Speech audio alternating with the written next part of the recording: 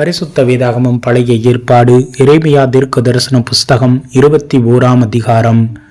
சிதேக்கியா ராஜா மல்கியாவின் குமாரனாகிய பஸ்கூரையும் ஆசாரியனான மனாசேயாவின் குமாரனாகிய செப்பனியாவையும் எரேமியாவின் இடத்தில் அனுப்பி, நீர் எங்களுக்காக கர்த்தரிடத்தில் விசாரியும். பாபிலோன் ராஜாவாகிய நேபுகாத் நேச்சார் எங்களுக்கு விரோதமாய் யுத்தம் செய்கிறான். ஒருவேளை கர்த்தர் தம்முடைய எல்லா அற்புத செயல்களின்படியேயும் எங்களுக்கு அனுகிரகம் செய்து அவனை எங்களை விட்டு போக பண்ணுவார் என்று சொல்லி அனுப்பினபோது, எரேமியா அவர்களை பார்த்து, நீங்கள் சிதேக்கியாவுக்கு சொல்ல வேண்டியது, இஸ்ரவேலின் தேவனாகிய கர்த்தர் உரைக்கிறது என்னவென்றால், இதோ உங்களை அலங்கத்துக்கு வெளியே முற்றுகை போட்ட பாபிலோன் ராஜாவோடும் கல்தேயரோடும் நீங்கள் யுத்தம் பண்ணும்படி உங்கள் கைகளில் பிடித்திருக்கிற யுத்த ஆயுதங்களை நான் திருப்பிவிட்டு அவர்களை இந்த நகரத்தின் நடுவிலே சேர்த்து, நான் நீட்டின கையினாலும் பலத்த புயத்தினாலும் கோபமும் உக்கிரமும் மகா கடுமையுமாக உங்களோடே யுத்தம் பண்ணி இந்த நகரத்தின் குடிகளையும் மனுஷரையும் மிருகங்களையும் சங்கரிப்பேன். மகா கொள்ளை நோயால் சாவார்கள்.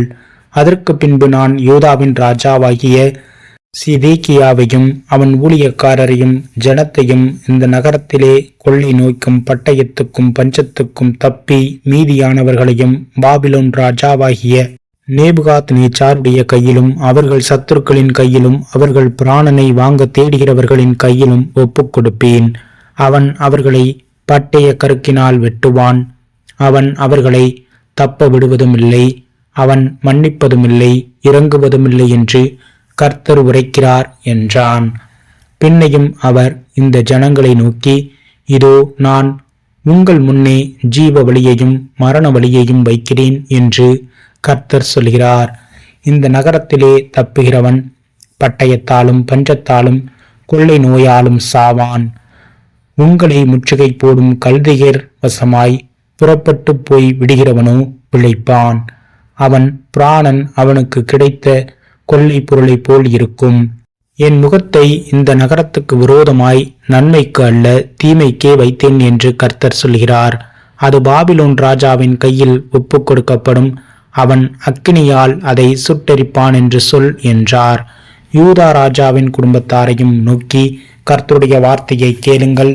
தாவீதின் குடும்பத்தாரே, உங்கள் செய்கைகளுடைய பொல்லாப்பின் நிமித்தம் என் உக்கிரம் அக்கினியைப் போல் புறப்பட்டு அவிக்கிறவன் இல்லாமல் எரியாதபடிக்கு நீங்கள் ஏற்கனவே நியாயம் கெட்டு பறி கொடுத்தவனை ஒடுக்குகிறவனுடைய கைக்கு தப்புவியுங்கள் என்று கர்த்தர் சொல்கிறார். இதோ பள்ளத்தாக்கில் வாசம் பண்ணுகிறவர்களே, சமனான இடத்தில் கண்மலையாய் இருக்கிறவளே, எங்களுக்கு விரோதமாய் வருகிறவன் யார் என்றும் எங்கள் வாசஸ்தலங்களுக்குள் வருகிறவன் யார் என்றும் சொல்லுகிற உனக்கு நான் எதிராளியாய் இருக்கிறேன் என்று கர்த்தர் சொல்கிறார். நான் உங்கள் கிரியைகளின் பலனுக்கு தக்கதாய் உங்களை விசாரிப்பேன். நான் அதன் காட்டிலே தீ கொளுத்துவேன், அது அதை சுற்றிலும் உள்ள யாவையும் பட்சிக்கும் என்று கர்த்தர் உரைக்கிறார் என்று சொல் என்றார்.